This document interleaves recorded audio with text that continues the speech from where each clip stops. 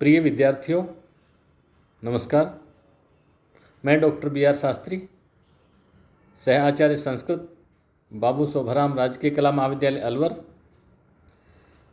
आज आपको राजऋषि भर्तृहरि मत्स्य विश्वविद्यालय अलवर द्वारा निर्धारित पाठ्यक्रम बीए प्रथम वर्ष के संस्कृत विषय के प्रथम प्रश्न पत्र दृश्य तथा श्रव्य काव्य में स्थित स्वप्न वासवदत्तम नामक नाटक का अध्यापन प्रारंभ करूंगा। जैसा कि मैंने आपको पहले बताया था कि स्वप्न वासवदत्तम नाटक को पढ़ाने से पूर्व, उससे पूर्व की कथा जो प्रतिज्ञा योगेंद्रायण में स्थित है, उसका अध्ययन कर लेना आवश्यक है। मैंने आपको इससे पहले वीडियो में प्रतिज्ञा योगेंद्रायण में स्थित जो पूर्व की कथा है उसके बारे में बताया था। वो कथा मैंने आपको संक्षिप्त रूप से समझा दी थी। जैसा कि उसमें स्थित था कि वत्स देश का राजा उदयन अपने पड़ोसी राजा मगध देश के महासेन की पुत्री वासवदत्ता को ले आया और उसको अपनी महारानी बनाया, क्योंकि उदयन वासवदत्ता से बहुत अधिक प्यार करता था और वह उसके प्यार में इतना आसक्त हो गया कि उसके राज्य कार्यों में शिथिलता आ गई। और उसका परिणाम ये हुआ कि उसका पड़ोसी राजा अरुणी ने उसके अधिकांश राज्य का हिस्सा अधिकार में कर लिया, छीन लिया। इस घटना से उदयन का जो महामंत्री था योगेंद्रायण, वो बड़ा चिंतित हुआ और वो निरंतर ये योजना बनाता रहा कि किस तरह से हमारे राजा का ये राज्य पुनः वापस आएगा। वहीं उसी वत्स देश में दो ज्योतिषी थे जिनका नाम था पुष्पक और भद्र। पुष्पक और भद्र नाम के ज्योतिषियों ने ये भविष्यवाणी की थी कि हमारे महाराज उदयन का विवाह, दूसरा विवाह मगध की राजकुमारी पद्मावती से होगा और मगध नरेश की सेना की सहायता से हमारा राजा अपना जो छीना हुआ राज्य, जो अरुणी ने छीन लिया, उस राज्य को पुनः वापस छीन लेंगे, वापस जीत लेंगे। ऐसी उस भविष्यवाणी पर विश्वास करके जो महामंत्री योगेंद्रायण ने योजना बनाई कि क्योंकि जब तक उदयन का वासवदत्ता से लगाव है, जब तक वासवदत्ता उदयन से दूर नहीं होगी, तब तक उदयन दूसरा विवाह नहीं कर पाएंगे, नहीं करेंगे। तो उन्होंने ऐसा योजना बनाई ऐसी कि किस तरह से वासवदत्ता को उदयन से दूर कर दिया जाए। और उस योजना में उसने वासवदत्ता को भी सहभागी बनाया और उन्होंने उस समय जब राजा उदयन आखेट के प्रयोजन से, शिकार करने के प्रयोजन से पास में स्थित, उसी राज्य में स्थित लावण नामक ग्राम में गए हुए थे, वहीं पर उन्होंने छावनी डाली हुई थी उसी गांव में। वहीं तो जब राजा दिन में आखेट के लिए गए हुए थे शिकार के लिए, पीछे से योगेंद्रायण ने तपस्वी वेश धारण किया, तपस्वी के वस्त्र पहने और वासवदत्ता को एक साधारण अवंती प्रदेश की स्त्री का वेश धारण कराया और ये दोनों वहाँ से चुपके से जंगल में निकल लिए, जंगल में चले गए और यहाँ ये घोषणा करा दी कि यहाँ उसमें आग लगा दी। टेंट में जो उनकी छावनी थी वहाँ लावणक गांव में छावनी स्थित थी, उसमें आग लगा दी गई और ये कह दिया गया कि इसमें वासवदत्ता उस आग में जल गई। और वासवदत्ता को बचाने के प्रयास में योगेंद्रायण भी उसी आग में जल गया। तो ये समझे कि जो योगेंद्रायण अपनी योजना के अनुसार वासवदत्ता को लेकर जंगल में निकल गए और यहाँ लावणक ग्राम में ये कहा गया कि वो आग लग गई उसमें, छावनी में या गांव में, और उसमें वासवदत्ता और योगेंद्रायण दोनों जलकर मर गए। ये वहाँ से निकलकर योगेंद्रायण, वासवदत्ता और योगेंद्रायण। अब ये जो कथा है, ये कथा उससे पूर्व की कथा है। आपका नाटक का जो प्रारंभ होता है, ये 6 अंकों का नाटक, स्वप्न वास्तवम 6 अंकों का नाटक जहाँ प्रारंभ होता है, प्रथम अंक आपके यहाँ से। तो नाटक प्रारंभ होने से आपको ये कथा आपको समझ लेनी चाहिए, दिमाग में आ जानी चाहिए। इससे पहले की कथा क्या है, संक्षिप्त कथा वस्तु ये। आपका जब प्रथम अंक नाटक का चालू होता है, तो ये कहानी अब जो मैंने बताई आपको दिमाग में होनी चाहिए, पता होना चाहिए। प्रथम अंक जहाँ से स्वप्न वासुदत्तम का प्रारंभ होता है, सबसे पहले ईश वंदना, नंदी पाठ जिसे कहते हैं, जो उसमें बलराम की स्तुति की गई। इष्ट देवता बलराम इनके थे, भास के, बलराम की स्तुति की गई। उसके बाद जो नाटक प्रारंभ होता है, तो उसमें सबसे पहले जो नाटक प्रारंभ होता है वहाँ है उत्सरत उत्सरत आर्या उत्सरत, ऐसी आवाज़ आती है पर्दे के अंदर से। उत्सरत उत्सरत आर्या है, हटो हटो आर्या हटो, ऐसी आवाज़ आती। उसी समय जो सूत्रधार है वो देखता है कि ये आवाज़ किसकी आ रही है, ये कौन किसको हटा रहा है। फिर वो सोचता रहे, हाँ ये तो मगध देश की राजकुमारी पद्मावती के आगे पीछे चलने वाले उसके सैनिक, वो वन में स्थित आश्रम, वहाँ वन में स्थित साधु सन्यासियों को हटा रहे। तो यहाँ ये समझ गए, यहाँ समझ आया कि योगेंद्रायण और वासवदत्ता वन में है, आश्रम में, आश्रम के आसपास, आश्रम में है, वन में है, जहाँ आश्रम स्थित है उसके पास ही है। और वहाँ पद्मावती भी आई हुई है। जब हटो हटो की आवाज़ आती है तो योगेंद्रायण कहता है कि यार ये कौन है, ये साधु सन्यासियों को परेशान कर रहे हैं, कि कौन ये साधु सन्यासियों को परेशान कर रहा है, योगेंद्रायण कहता है। तो उसी समय वहाँ कंचुकी का प्रवेश होता है। पर उससे पहले जब योगेंद्रायण उससे कहता है कि क्यों, जब हटो हटो की आवाज़ आती है तो उस हटो हटो की आवाज़ को सुन करके वासवदत्ता वो दुखी होती है, क्योंकि महारानी थी, आज तक उससे किसी ने ये नहीं कहा हटो हटो, या किसी ने कठोर भाषा में बात नहीं की। तो उनकी हटो हटो की आवाज़ सुनकर वो थोड़ी दुखी होती। तो वो कहती कि कौन है जो हटा रहे हैं। उसने कहा कि ये जो अपने भाग्य से हट रहे हैं, भाग्य पर घमंड कर रहे हैं, वो हैं। तो ये वासुदत्ता कहती है कि क्या हम मुझे भी हटाएंगे, क्या हमें भी हटाएंगे। तो फिर योगेंद्रायण कहता है कि राजकुमारी महारानी, कि उनको पता थोड़ा ही कि आप महारानी हो, तो ये तो हाँ ऐसा हो सकता है।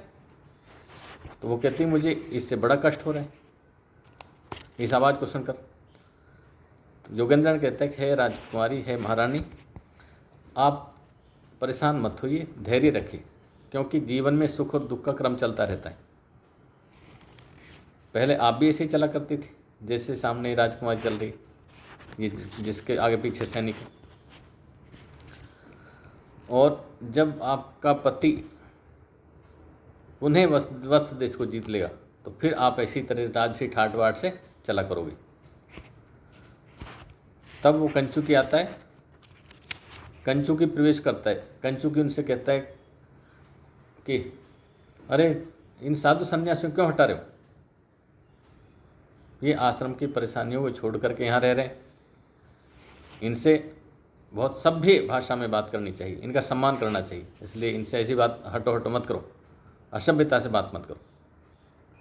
योगेंद्र ने उसको देखता है कंचुकी को, वो पद्मावती का कंचुकी, पर कंचुकी जैसा कि अंतेपुर का सेवक होता है, वो पद्मावती के साथ ही आए।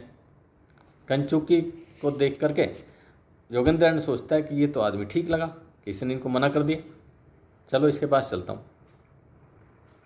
तो कंचुकी के पास जाकर वो कहता है भाई ये क्या बात है, क्यों हटा रहे हैं, कैसे हटा रहे हैं, क्या बात।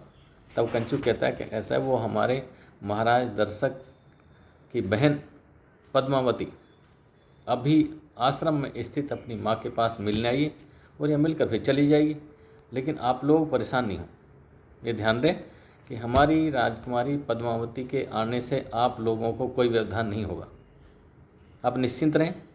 आपको जो अपने पूजा पाठ इत्यादि से संबंधित कार्य करें, आपको फूल लाना है, तीर्थों की मिट्टी लानी है, समिधाएँ लानी है, जल लाना है, और जो भी कुछ आपको पूजा की सामग्री चाहिए वो आप निर्भय होकर लें, निश्चिंत होकर, बिना व्यवधान के। हमारी राजकुमारी आपको व्यवधान पैदा नहीं करेगी, क्योंकि इसके कुल की रीति यही रही कि इनके कुल के राजाओं ने कभी संन्यास साधु संन्यास को परेशान नहीं किया, इसलिए आप निश्चिंत रहें। उसी समय राजकुमारी पद्मावती, मगध देश की राजकुमारी पद्मावती, वो घोषणा का कंचुकी से कहती है, कंचुकी आप वन में घोषणा करवा दो, घोषणा करो कि मैं कुछ दान पुण्य करना चाहती हूँ, यदि कोई साधु सन्यासी कुछ भी मांगना चाहे तो मांगे। उसी समय कंचुकी घोषणा करता, अरे हे साधु सन्यासियों, आप लोग सुने, हमारी राजकुमारी पद्मावती ये आकर यहाँ दान पुण्य करना चाहती है और कृतार्थ होना चाहती है, इसलिए आप लोग आएँ और राजकुमारी से निर्भय होकर, निश्चिंत होकर, आप जो भी आपको कुछ चाहिए, आपको वस्त्र चाहिए, आपको कमंडल चाहिए, आप और कोई बर्तन चाहिए, और गुरु दक्षिणा, जिनका शिक्षा पूरी हो गई उन शिष्यों को गुरु के लिए गुरुदक्षिणा देने के लिए धन चाहिए या जो भी कुछ चाहिए वो मांग ले निर्भय होकर। तो क्योंकि उस आश्रम में राजकुमारी ने पहले से सब कुछ दिया हुआ था, इसलिए कोई साधु सन्यासी हाथ नहीं उठाता है, ना मांगता है। उसी समय योगेंद्रायण और वासुदत्ता वहीं थे। योगेंद्रायण सोचता है चलो मैं मांगता हूँ, वो कहता है अरे मुझे कुछ मांगना है, कि हाँ मुझे मांगना है। उसने कहा, फिर वहाँ एक तपस्वी साध्वी होती है, तापसी, वो सोचती है कि साधु सन्यासी कहीं बाहर का होगा, क्योंकि हमारे पास पहले से सब कुछ, राजकुमारी ने सब कुछ दिया हुआ है। तो उसने कहा क्या मांगते हो? तब वो कहता है कि देखो, मैंने राजकुमारी का धर्म प्रचार देख लिया है, ये बहुत सत्य स्वभाव की, शील स्वभाव की हैं, और ये मेरी बहन है अवंतिका,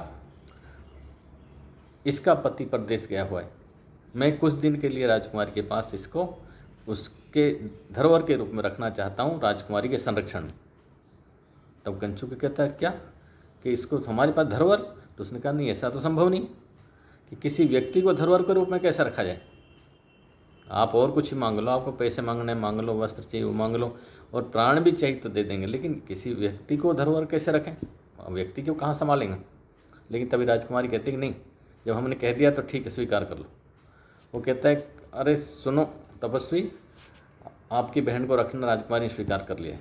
तो ये कहता है चलो धन्य होए, और ये वासवदत्ता को पद्मावती के पास छोड़ देता है, ठीक अब आप इनके संरक्षण में हो।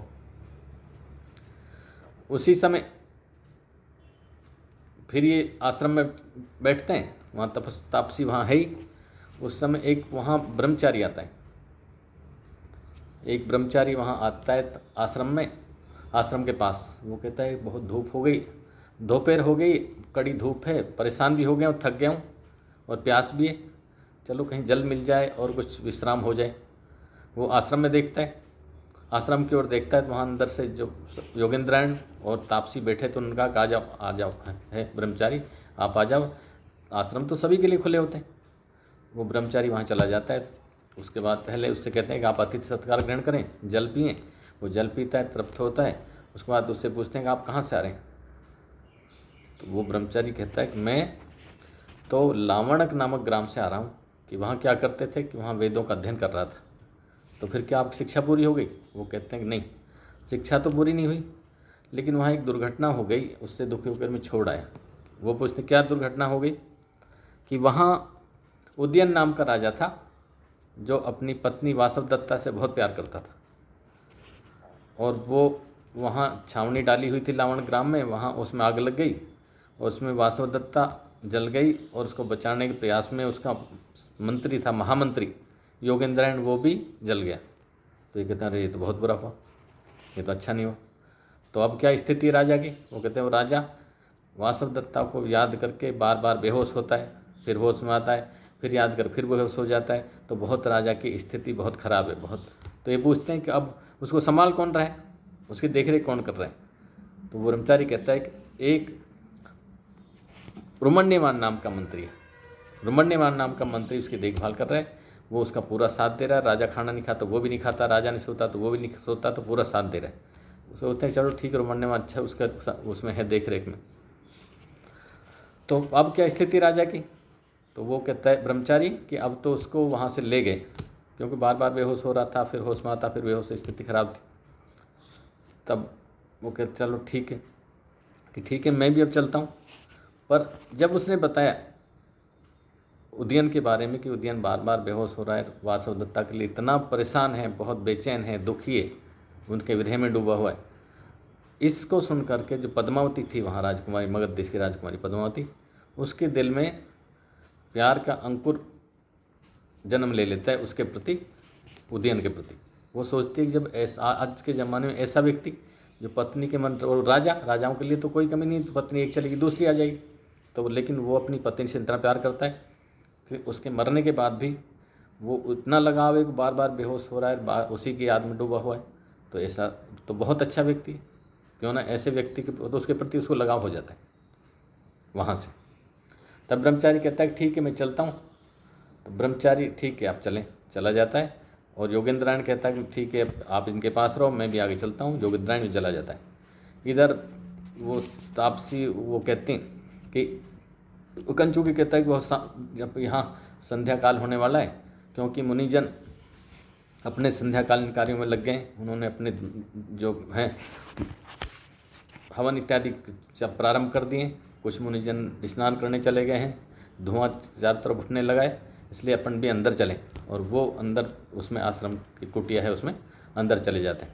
इस तरह प्रथम अंक यहाँ समाप्त हो जाता है, पहला अंक समाप्त हो गया है।